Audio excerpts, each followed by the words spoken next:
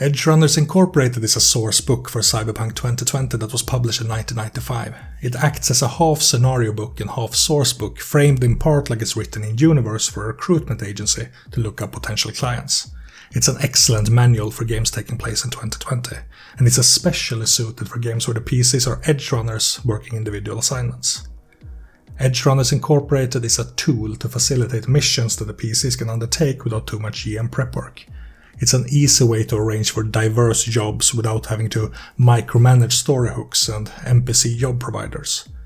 The book also lists several NPCs that the PCs can work with or against, as well as several firms that the PCs can join up with or go up against. In this video, I want to explore the lore of Edgerunners Incorporated and how it can be used or referenced for Cyberpunk games taking place in 2020, 2045 and 2077. Since there are no references to Edgerunners Incorporated in Cyberpunk Red or Cyberpunk 27, as far as I know, the latter parts of the video will be more a creative exercise in world building. Let's imagine what could have happened to Edgerunners Incorporated after the Fourth Corporate War, and how you could use or reference it in your 2045 and 2077 games. If you think I'm completely off the mark, make sure to offer your own suggestions in the comments below. In the early 2000s, the mob ruled over Night City. Much of the city's government had been replaced by puppets selected by the mob, and even larger corporations had a hard time establishing control amidst all the drug deals, the bribes and extortions, and the widespread violence and murders. In the 4 years between 2005 and 2009, Night City was hell on earth. But the corporations would eventually decide to take matters in their own hands. The period between 2009 and 2011 is called the Mob Corp War, when the corporations battled the criminal underworld for control over Night City, and won. Victory came with its own struggles though. There was a power vacuum left in the wake of this war. The corporations placed a puppet major in power, and then started to carve out their own chunks of the city under the guise of cleanup. One corporation that profited from this period was Hobson Enterprises, which came to control much of the construction, transportation and agriculture in and around Night City.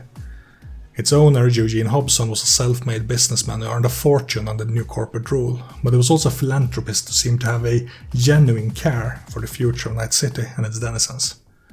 One of his passion projects was to get people off the streets and into employment. More than 30% of Night City's population were homeless, jobless or otherwise impoverished in the 2010s, partially due to worldwide financial crisis, but also due to increased automation. Many businesses were reluctant to hire people from this group, with questions about competence, hygiene and the lack of important necessities such as net access, communication, transportation or even addresses to mail checks to.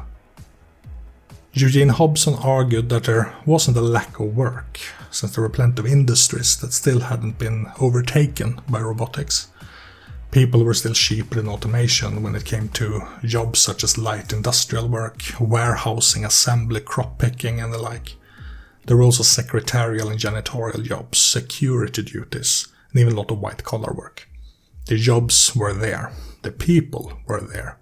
Someone had to step in to manage the admin. In 2013, Eugene Hobson founded StreeTemps as a subsidiary of Hobson Enterprises. He bought a mid-size office building that had gone out of business, refurbished it to a facility that could handle a large number of people coming in every day, and then threw out placards and started advertising. He hired workers to manage the flow of people and arrange contracts with interested business partners. It didn't take long for word to spread and crowds to form at the office. StreeTemps did what it was supposed to do, but without a profit motive, it was a costly affair for Hobson Enterprises. Eugene Hobson had become a wealthy man from his enterprise, but he didn't let that get in the way of his genuine desire to improve the lives of Night City's poorest. He never intended to make a profit with StreeTemps. He simply wanted to make the lives better for the people of his beloved city, and it did help many into both temporary and permanent employment positions. Unfortunately, he never had a chance to see his vision to its end since he passed away in 2015, only 2 years later. It befell to his son Michael to take charge of the company. Michael Hobson was a respected but ruthless businessman. He did love his father and had supported his vision, but his own true motivations were money and power. He recognized that StreeTemps was good PR for Hobson Enterprises, and he had hoped to honor his father by continuing its operations. But things were getting expensive to a degree that was hard to justify. He assigned his executive assistant, Evelyn Chrétien, a Harvard business graduate, as chief operations officer of StreeTemps. He would later hire Jim Tomasulo for net operations and computer maintenance, the ex-cop and ex-special forces David Jacobs as director of security operations, and finally the idealist Joy Sheng as financial officer. Michael also secretly undertook another project that intended to be the true source of profit behind StreeTemps. Michael was familiar with the rough street culture of Night City, and the freelance operatives which the media called Edgerunners. He had hired such operatives before for individual services, and he knew that there was no centralized way of reaching them. Businesses like his Hobson enterprises usually had a handful of known operatives that they could reach, or they had to reach out to a fixer, which came with its own problems. First, they wanted a cut of the profit. Second, you never knew what you got. Michael knew that he wasn't the only one who had these concerns about hiring Edgerunners. What was really needed was a temp agency specifically for Edgerunners. The fixers were cut out of the deal, and StreeTemps could both ensure quality control and rake in the profits. The idea was to have it match up teams and operatives with jobs that were suited for their skills and temperament. Because this was illegal work, the agency would have to be net-based and not able to be tied back to him. Michael sat down with his people and brainstormed, and in early 2016 a new database opened for business. This one wasn't advertised in scream sheets or infomercials. It didn't even have a name at first. The rumors began to spread within the soul of bars and the back streets, and it didn't take long before this new database became a solid way for Edgerunners to find work. Naturally, this pissed off quite a few fixers who lost profit to this new database, and the tie to StreeTemps was quickly found by both hired and curious netrunners. Most of them decided to leave the database alone since they found it to be a valuable service, and eventually even those who had been personally inconvenienced by it knew to back off. StreeTemps was a speck of dust compared to a megacorp like Arasaka or Militech, but they still managed to secure state-of-the-art computer defenses on par with larger corporations. This was much thanks to the fact that several professional netrunners had volunteered to upgrade their defenses, including Livewire, the owner of Argus and the Short Circuit Tech Bar, as well as allegedly the infamous Spider Murphy and their friend Rage Bartmus, the latter being the one to cause the data crash in 2022. Now, the last two's involvement is only alleged, and there were a lot of baseless rumors going on at the time about this Edgerunner service. It could just as well have been a marketing ploy, but it didn't change the fact that anyone trying to hack into the database would find themselves facing an elaborate and multi-tier defense system while attracting the attention of high-class netrunners eager to defend one of their best sources of employment. You just didn't do that. However, in 2017, before many of these security upgrades had been put in place, an unnamed netrunner and an outsider to Night City did just that, and they were surprised to find what they did. They commented that this is a bleeding Edgerunners Incorporated before yakking out. The story and the comment were shared by the local netjockey, and it was then spread among the Edgerunners of Night City. Edgerunners Incorporated became the unofficial name for the service. Even StreeTemps itself would begin to call it by that name. However, once it became public that StreeTemps was hiring Edgerunners for what was occasionally legal work, Michael Hobson was contacted by NCPD investigators. The NCPD couldn't go after StreeTemps directly because any illegal work was kept vague enough not to hold up in court, but an agreement was made that StreeTemps would assist the NCPD with identifying problem areas and potential cyberpsychos. By aiding the NCPD in their work, they would look the other way when it came to an Edgerunner business. The occasional slip of eddies certainly helped as well. In 2020, StreeTemps was located in the Upper East Side of Night City, and the uptake in local gang violence had forced it to upgrade its security.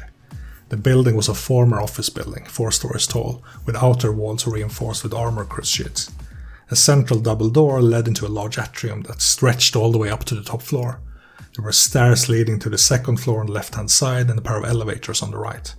Benches and sofas were bolted to the floor along the perimeter of the atrium, and there was a long counter on the left side where people could drop off resumes or arrange interviews. Security appeared light, with cameras sweeping the area and 2 guards behind the counter keeping shotguns under the desk. Visitors could clean up in a large unisex bathroom and shower facility before meeting an employer in one of the many interview rooms.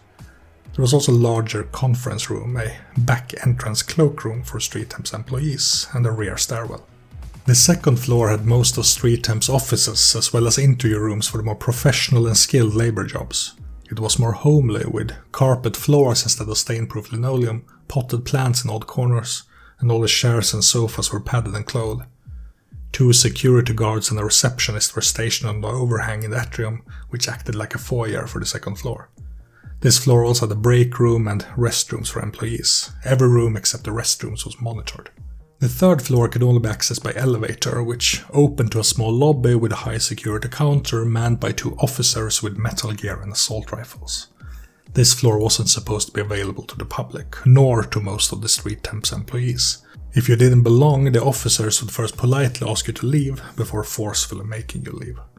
There was an emergency trigger behind the counter that would automatically summon all security guards on shift, alert David Jacobs, and auto-call several solo retainers on a 5 to 30 minute response time. The NCPD was only called if the situation was truly out of control. The lobby was separated from the rest of the third floor by locked steel core doors controlled by a trigger at the security station. Behind those doors, the furnishings consisted of thick carpeting, synthwood fittings, indirect lighting, and plants in nearly every corner. Each of the directors had an office on this floor, and there were spare offices for future expansions. There was a computer room in the back next to the security office, and in between were conference rooms, a small kitchen, and 2 smaller interview rooms. There was a 4th floor, but it was largely unoccupied, with 2 former conference rooms used for storage, and 3 of the office suites having been remodeled into temporary housing. These were originally intended to be used for getting clients out of bad situations, but were more commonly used to hide Edgerunners after a hot run. Finally, the rooftop housed all the heating and cooling equipment, antennas for cellular data links, and a reinforced landing pad for when you had to fly in a VIP client by AV. To sign up for Edgerunners Incorporated in 2020, an Edgerunner had to give a screen name, a password, a data term email Dropbox, and a method of payment, usually a blind account or FaceBank. They would then fill out a more complete profile where they marketed themselves to potential employers. Then, to find work, they would log into their account and hopefully find job listings in their inbox. These were usually vague and ill-defined for legal reasons, with pay information, the necessary skills and traits required for the job, and a way of contacting the employer. If the Edgerunner delayed too much before accepting a job, the listing would die and the job would befall someone else. This encouraged Edgerunners to constantly check their inbox for new listings and be quick to accept, making turnaround effective. The Edgerunner could also use a search engine to look for appropriate job opportunities. However, this was a paid service, charging €1 for every 10 minutes used. The people behind Edgerunners Incorporated secured assignments and negotiated with clients on behalf of the Edgerunners signed up to the service, but they could never make any guarantees about additional support related to the assignments themselves. They could step in at times to aid someone in a bind, such as letting them hide out in a safe house instead of being left out in the cold, but they were there for admin, not to do the actual work for the Edgerunners. If a client wanted to personally approve of the hired Edgerunners before the job, they could be flown into the StreeTemps Headquarters for discreet interviews on the 4th floor, or they could meet at a neutral site. This was only arranged in rare instances where the privacy and security of all parties had to be assured. An Edgerunner should never take Edgerunners Incorporated for granted, but they should still be able to trust that they would be treated fairly and professionally and not be sold out. Similarly, it was important for Edgerunners Incorporated that all clients could be potential repeat customers. Ensuring discretion was a priority. The fact that the service was net-based helped make it more anonymous, but the real people behind the scenes were essential in making sure that things went smoothly. When playing an Edgerunner in Cyberpunk 2020, the GM may utilize Edgerunners Incorporated to justify diverse job opportunities for player groups who are more interested in running jobs than role-playing in between those jobs. You then don't have to use Edgerunners Incorporated or StreeTemps for any meaningful intrigue other than to facilitate the actual assignments. Edgerunners Incorporated could also be used to complement the group's normal ways of acquiring assignments when the GM has a hard time justifying a certain job through the group's normal fixer contacts. If you want to add more intrigue to the game, you could make the StreeTemps Headquarters and various safe houses a vital part of your story. Have the PCs visit the upper floors for discreet meetings, and perhaps be assigned NPC Edgerunners that could be new valuable allies after a mission, or loose cannons to make a mission run wild. If you're playing as a corp, you could be one of the clients who get in contact with StreeTemps looking for Edgerunners. Alternatively, you could be gunning for a rival firm and use StreeTemps as a potential rival or opposing force. Finally, you could even be hired by StreeTemps itself for a personal mission. Perhaps one of the netrunners that helped reinforce the net security did so to get access to a database on Night City's Edgerunners and is now selling that information or using it for some nefarious means. The PCs could then be hired by StreeTemps itself, maybe by Michael Hobson himself, to pursue this netrunner and secure whatever information has been stolen. There are plenty of story hooks here if you're looking for them. Nothing has been written about Hobson Enterprises, StreeTemps or Edgerunners Incorporated beyond what's in the Edgerunners Incorporated source book and a small paragraph in the 2020 core book. We know that StreeTemps opened regional offices in San Francisco and Seattle in 2021, so we can assume that at least some regional offices outside the Night City survived at least into the Fourth Corporate War, but we don't know more than that. So, to tie this organization into the time of the Red, we're going to have to leave the lore section behind and move into world building. Nothing I'm saying from this point on will be canon to Cyberpunk, it will be speculation and suggestions. 2 weeks after the death of Rage Bartmoss in 2022, a Deadman Switch released a data crash virus which infected 3/4 of the net in a couple of months. As net traffic came to a grinding halt, the Edgerunners Incorporated service was affected as well, and eventually had to be shut down. With Edgerunners returning to fixers to secure assignments, StreeTemps lost its primary source of income, and Michael Hobson would have had to close it down entirely hadn't the world been shaken by the Night City Holocaust in 2023. A nuclear device detonated in Nagasaki Towers and central Night City was destroyed. 500,000 people died in the initial blast, another 250,000 died in the resulting aftermath. The Fourth Corporate War was in full blast. Militech was nationalized by Elizabeth Kress, and she would later turn the United States into a functional dictatorship under a state of emergency. There was much chaos and uncertainty during and after the Fourth Corporate War, and Michael Hobson aimed to navigate that chaos and uncertainty. With countless people displaced following the Night City Holocaust, Hobson Enterprises was contracted for much of the cleanup and construction work. StreeTemps could no longer operate as a temp agency, but instead of shutting it down, Michael Hobson restructured it into a welfare organization that aimed to feed, clothe and rehouse displaced people. Relying on grants and donations, he could use StreeTemps both as positive PR and as a means of arranging additional construction and cleanup contracts in and around Night City. This was hardly profitable, but Michael Hobson had other intentions as well. Having learned much of the streets before and after his work on Edgerunners Incorporated, he decided to align with nomads to build up trust for StreeTemps on the streets, as well as in nomad and Edgerunner circles. In the time of the Red, it was common to see StreeTemps jackets among nomad caravans as they brought goods to and from displaced people. They also arranged pick-up and drop-off services for Edgerunners and fixers. This made them more profitable. In the 2030s, Hobson Enterprises and StreeTemps became central players for the resettlement and reconstruction of Night City. This was also when Sigrat established the CityNet, and Michael Hobson was quick to look for some kind of resurrection of the old Edgerunners Incorporated service. Many Edgerunners were interested in this as well, but many fixers who had profited since the data crash were wary of losing hold over their Edgerunners to this new digital system.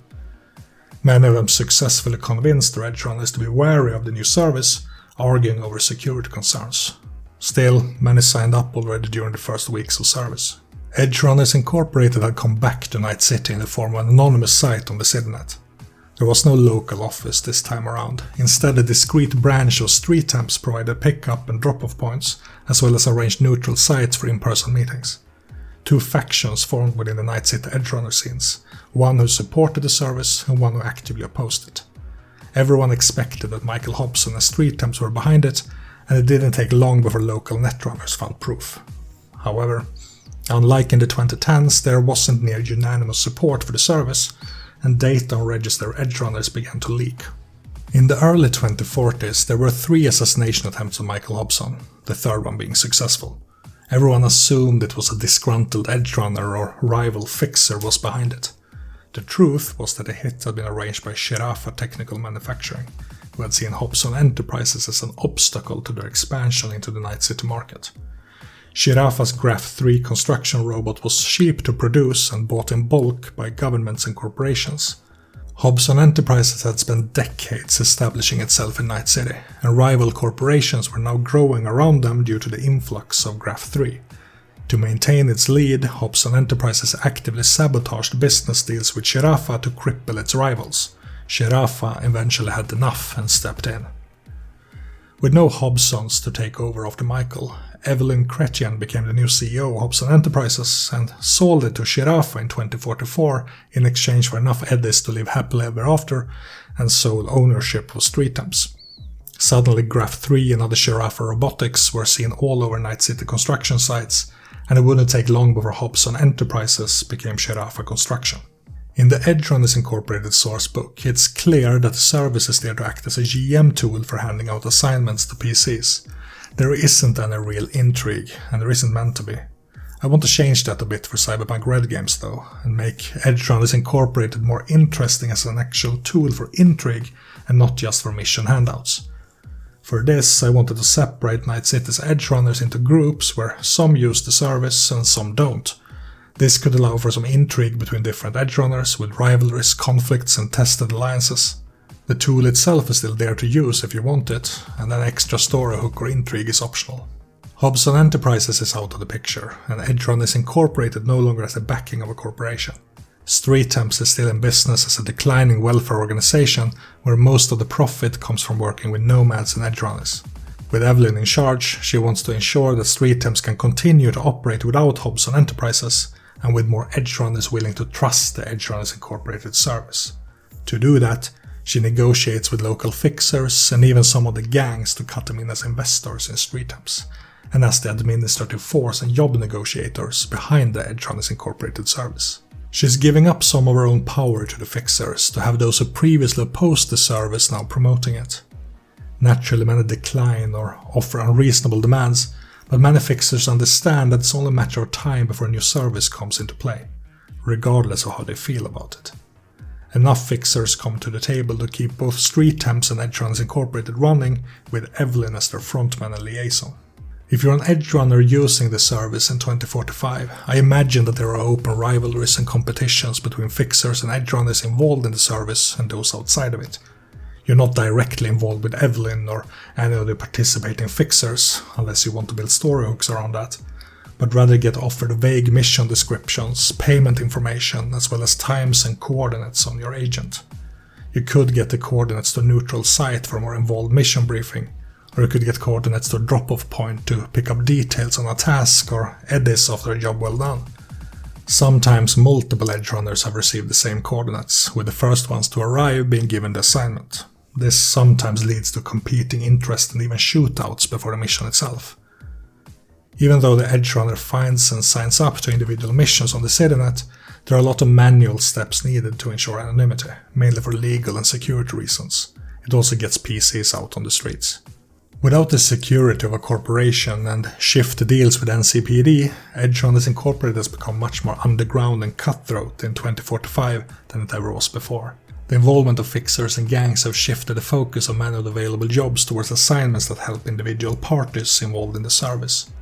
While there are corporate jobs and other assignments still coming through, Edgerunners Incorporated is starting to get a reputation of being more of a criminal service than a merc one. Evelyn has become aware of this shifting focus and tried to rein in some of the investors' influence, but this has put her at odds with certain people. Smaller cliques are starting to appear within Edgerunners Incorporated as well, with criminal services and merc services often clashing, and now even StreeTemps itself is getting heat from law enforcement. This is my idea for the Edgerunners Incorporated climate in 2045. It can still be used as a tool for getting assignments, just like for 2020 games, but it now offers more story hooks and opportunities for intrigue and social roleplay, which I think is befitting the grittier climate of Cyberpunk Red. By enforcing more manual tasks as part of the service, such as coordinates to secret locations, while keeping many of the digital aspects in place, Edgerunners Incorporated still feels similar to the approach in the 2020 source book, while keeping with the themes of Cyberpunk Red. It is a bit more dystopian, it is a bit grittier and dirtier, and it keeps you moving more, but it's still Edgerunners Incorporated. If you're running games in the 2077 timeline, things start getting trickier again. We still don't have any official source books out for 2077, so we must take most of the information about themes and lore from the video game. I'm not going to go into as much depth about how to adapt things to a 2077 game, but I am going to offer some thoughts and suggestions based on where I left things off in 2045. There were a lot of uncertainties and social intrigue around Edgerunners Incorporated in 2045, which is why I think that much must have happened to the power dynamics behind the service, if the service even still exists over 30 years later. I don't think Evelyn Kretchen would have survived the harsh climate she facilitated by bringing in the Fixers, and I think they would have ended up eating her alive and fighting amongst themselves for control over the service. With her out of the picture and no one to manage the business side of things, the infighting between Fixers would have caused both Edgerunners Incorporated and StreeTemps to crumble. Meanwhile, new and competing services would gradually appear on the CityNet, and even individual Fixer services would become more digitalized. This could also be commercialized by Cigarette itself, promising secure channels free from watchful eyes. Every Fixer would want their own digital service, and even certain corporations would establish their own, such as Arasaka, discreetly under Yorinobu's Taka faction, to undermine rivals and claw themselves back into Night City and the rest of the NUSA by the time of the Unification War. It's possible that Cigarette could be the one to bring back Edgerunners Incorporated as a framework for bringing all these individual digital services together under a single platform. That could be Edgerunners Incorporated of 2077, if you still want to use the term. I hope you enjoyed my ideas for how to make an older sourcebook relevant even for the newer games. If you want more videos like this, please let me know by liking, sharing, commenting and all that stuff. If you think I'm off the mark, or if you have your own ideas, please share them in the comments below. Anyway, until next time.